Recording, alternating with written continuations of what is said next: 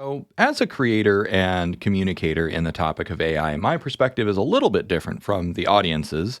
And so I ran this poll, and it was actually kind of surprising. I said, "How are you feeling about AI overall? Which emotion is strongest?" And lost, confused was pretty small. Worried and anxious was a little bit bigger. Excited and enthusiastic was far and away the biggest one, and then tepid, cautious, and then other. And then a bunch of people had some really hilarious comments saying, being torn between enthusiastic and worried. All of the above was kind of a common one. Some people were apathetic. Some people were like, whatever, it's overhyped, which, that's fair. But, if the people that had, that as their response, that was in the 5%. So it seems that the strongest emotion is excitement and enthusiasm for AI. So this is a good reality check for me. And the reason that I want to explain this, and that I promise that you'll find this interesting and valuable information, is because, I mean, you know me, I'm always super optimistic, but I also recognize that is an emotional bias of mine. And when I say emotional bias, I just mean that, like, even in spite of the problems that I see, I also see a path forward. And so hope and optimism are kind of like the opposite of I don't know, maybe cynicism, because if you feel like there's problems and there's no solution, then you'd have to be crazy to be optimistic. In terms of like problems, like one of the biggest ones that's coming up is like, misinformation, disinformation. There was the whole Taylor Swift thing, which I'm not going to talk about because it's kind of gross, kind of nasty. If you really want to know, go to Reddit. They'll tell you all about the Taylor Swift thing. Anyways, so what I did want to do was like let's check in and I'll kind of walk you through because the reason, it's that tension between problems, yes, but also a path forward. And so there are problems, but there's also at the same time evidence of the path forward. Before we launch into the rest of the video, I had a question from a Patreon supporter, which, by the way, thank you. Some of my best questions and best videos are prompted by my Patreon supporters, so keep them coming. And the question basically, I'll tell you more about the answer because the question led to this answer. But the question was more or less like, okay, well, where are we at in terms of takeoff or in terms of launch or whatever? And I said, we are very, very obviously and clearly at the knee of the curve.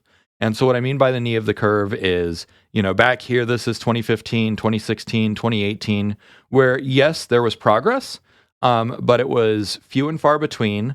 And it also was not immediately exciting or impactful. And now here we are, and everyone has been joking for the last 6 months, like, oh, we get, AI breaking news on a daily or hourly basis, but it's still not changing the world. And another thing that's happening is that the Overton window is shifting. And so I'll talk about that in just a second.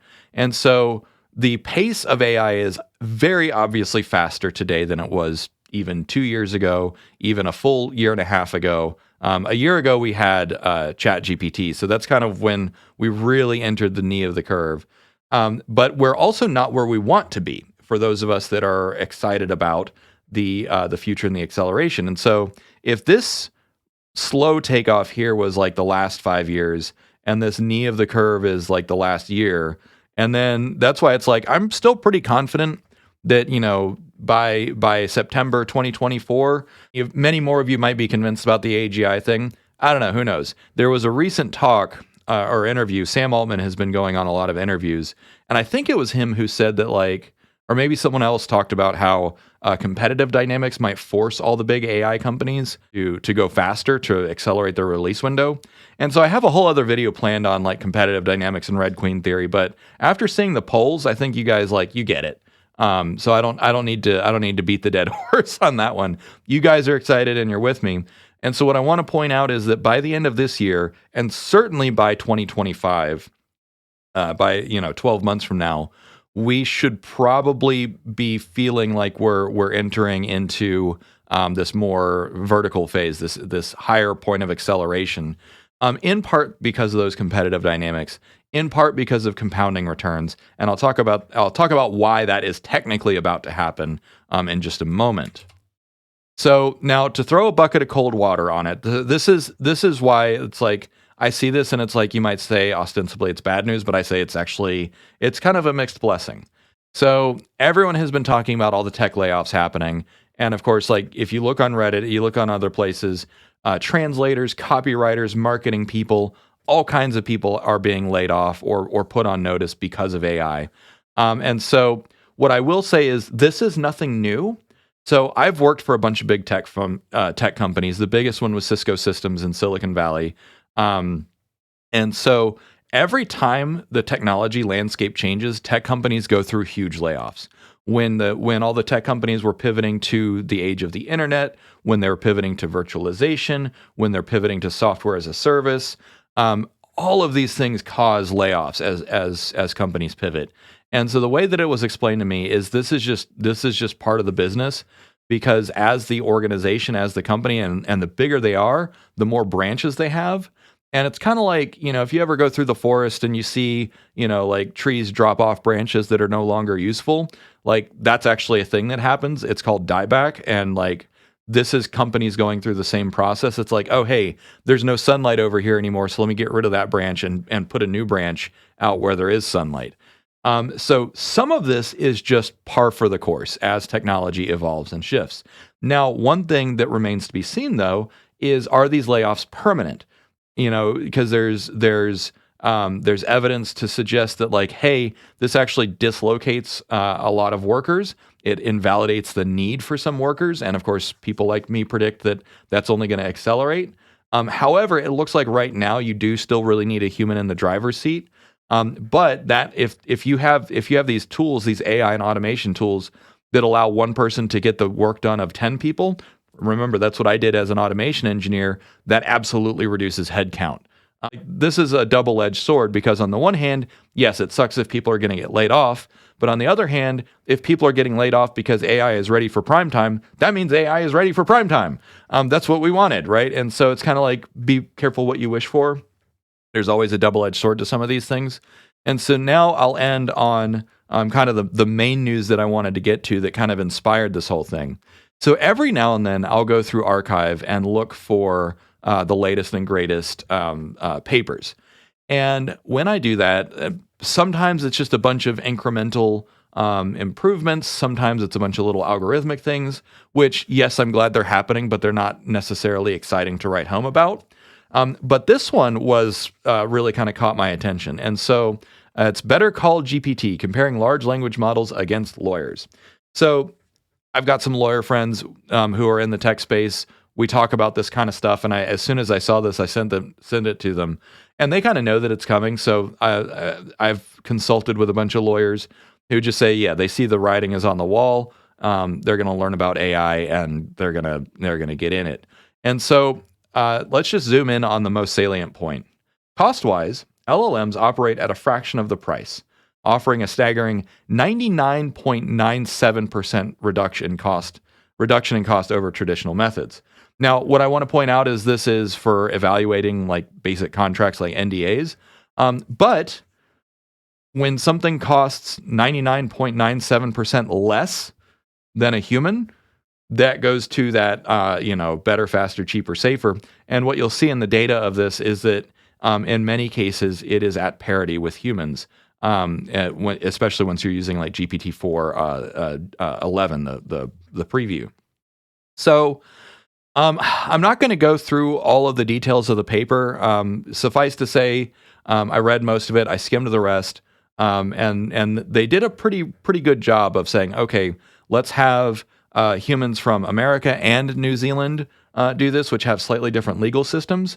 And what they found was that the LLM actually did generalize pretty well across different legal systems. And so the reason that that's important is because you have nations that are case law, and then you have nations that are statutory law, which basically just means common law. Common law is when you have where you have precedent. And so, in America, when you hear the news, like, so-and-so, the argument of, Stanley versus, Tucker versus, 1837, when you have to refer to precedent, that is common law, or case law, as I mistakenly said, which is basically that you look at established legal precedent as part of the legal process. And then in statutory nations, only the letter of the law matters. Prior precedent doesn't matter. And then in America, we actually have kind of a hybrid system, which I just learned. Anyway, so this is why lawyers are wizards. This is because when you have to, one, understand that every state has slightly different approaches, and then every specialization within the legal system also has different norms and standards, and then there are literally just mountains of text to go through. But that is why AI is like ideally suited to do this. And of course, there's a legal service called Case Text, which my lawyer friends already use, and they're like, yeah, this basically replaces a paralegal. It does the work of several paralegals, and it does it faster. Now, you might say like, all right, well, this is ostensibly bad news for lawyers, but what I want to talk about is why, one, if AI is ready to reduce costs by 99.97%, which obviously that's not the full story, that's just doing one task, but still, if it's ready to do that in something as complex as law, and it can do it at near or above human performance, but it's that much cheaper, it's worth it. And so, I use AI extensively in my thing. It's why I'm able to do this solo now. I use AI editors. I use AI to help do the writing, and so on and so forth. Obviously, this one I'm just kind of riffing. But, so here, where they like do it with NDAs. Anyways, so if AI is at that point, yes, that means that we are at risk for disrupting the status quo, but it also means that AI is ready. AI is at this point, and if it can help with law, then it can help with medicine, and it can help with scientific research. Because we kind of always say like doctors and lawyers. Doctors and lawyers are kind of held up as like the pinnacle of like high-paid, highly productive, rarefied skill sets. And there's also been some studies out there showing that AI is at or above most human doctors, most physicians, in terms of offering rapid diagnosis. But again, if it costs 1% of the price, or in this case, 0.03% of the price, because they basically said, here, let me get down to the data. Let's see, where was it? This was accuracy. So here they look at the loss. And so you see the LPO, the kind of senior grade lawyer, GPT-4 32K was almost as good as a senior partner. So that's that. And then on this one, it was even closer. So the GPT-4 1106. But then you go down to the time. And so the senior lawyer took 43 minutes on average, junior lawyer 56 minutes, LPO 200 minutes on average. And then GPT-4 took less than 5 minutes on average. So it's 10 times faster than even, or almost 8 times faster than a senior lawyer. So that's a lot of cognitive load that's been taken off. And then if you saw Wes Ross' video and other people's video talking about Microsoft's future of work, this is pretty well established now that what these tools allow you to do is perform a lot of cognitive offload. But then you look at the cost. So senior lawyers are very expensive. And so in this case, the average was $76, which, okay, $76 for 3/4 of an hour. So that means they're billing out at $100 an hour. That's honestly relatively cheap. Like, I mean, some lawyers bill out at $500, $600, $800 an hour. So depending on the contract, now you probably wouldn't have, someone ultra high powered looking over an NDA.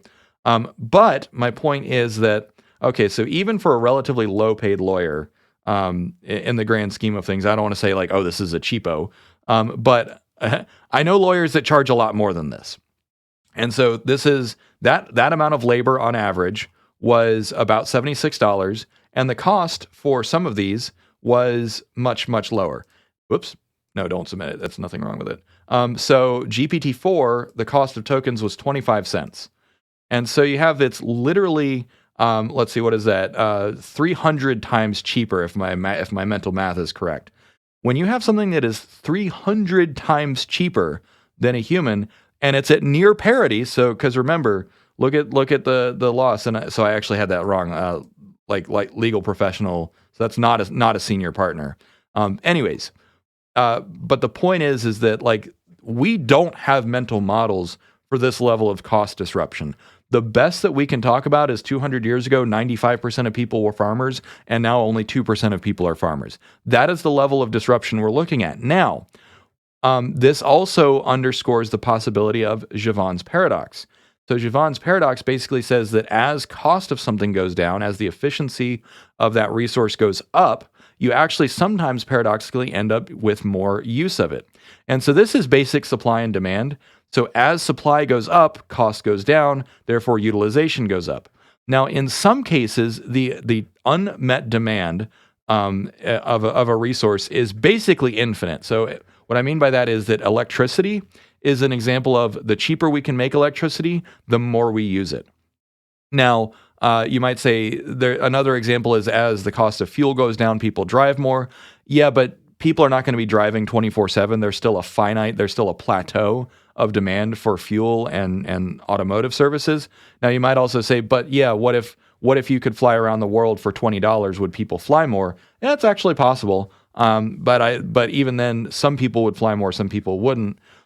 But electricity is the kind of thing that scales almost logarithmically, which is why you have the Kardashev scale. Right now, we're still like a 0.6 on the Kardashev scale because we can imagine uses for more and more electricity. So like once we get to nuclear fusion, that will be like we can recycle all the landfills, we can recycle all the lithium, we can clean up the atmosphere. Like there's so much that we can do just at a Kardashev 1 scale. I don't know that there's going to be much beyond that, but then again, that could be a limitation of my imagination. But the point is that our ability to produce, consume, and use energy seems to scale almost indefinitely. So Jevons paradox definitely applies there. But the question is, does Jevons paradox apply to other things like legal services and medical services and scientific services? I think that it does apply to science because, again, the more you know about science, the more you know that we know almost nothing. You know, we have mountains and mountains of research and centuries of research behind us, but it's just like, yeah, we hardly know anything. That's one of the most common like refrains when I talk to any PhD or postdoc. I'm like, what do you know? Like, what are you an expert in? And they're just like, I don't know anything. Like, yeah, we know a lot, but compared to what we don't know, yeah. So science, that seems to be logarithmically scaling where there's just basically no limit to how much science we need to do. So the cheaper and faster and better we can do science, the more science we're going to get done. So that's one of the things that I'm most excited about when I see a report like this. It's like, oh, hey, if we can reduce the cost of science by 300, by a factor of 300, not 300%, by 300x, that would be great. Now, I don't know that we're going to see the same commensurate rise in demand for legal services. I don't know about you, but like, I only need legal services every now and then. But one thing that I predicted in one of my first books on AI, which is outdated, so you don't even bother go reading it, but is that if you can do more legal stuff faster, then you're going to see more legal stuff being done, particularly in businesses and government. And I honestly suspect that Biden's executive order on AI, the longest executive order in history, I don't know if they wrote it with AI, but I'm pretty sure that they reviewed it with AI, which is one of the reasons that it was so big. And so, legal wrangling, either between companies or within nations or between nations, I suspect that one of the downstream effects is that this is going to have a pretty sizable impact on diplomacy, negotiations, and treaty because it allows for translation, it allows for more sophisticated, agreements and that sort of thing. Contract negotiation is a big thing. One of the attorneys that reached out to me to consult back when we only had GPT-3, that was actually his specialty, was contract negotiation. And contract negotiation is something that can take years and cost millions of dollars. But what if instead of taking years and costing millions of dollars, it takes a couple days and costs $10,000, no matter how big the contract negotiation is? Or that is what we're getting close to. Now, of course, for you and me, for your average Joe, like we don't really care because we're not involved in those multi-million or multi-billion-dollar contract negotiations. But if the same level of cognitive labor can be put towards healthcare, towards medical research, towards material science research, at the same rate and at the same cost, that is going to be that compounding return that we're hoping to see, and that is going to get us closer to getting past the knee of the curve and more into the fun part of the curve. I think that's what I'll call this. We're at the knee, and so boring, knee, fun. All right. So, anyways, that's thanks for chiming in on the excitement and so on and so forth. So, cheers. Have a good day.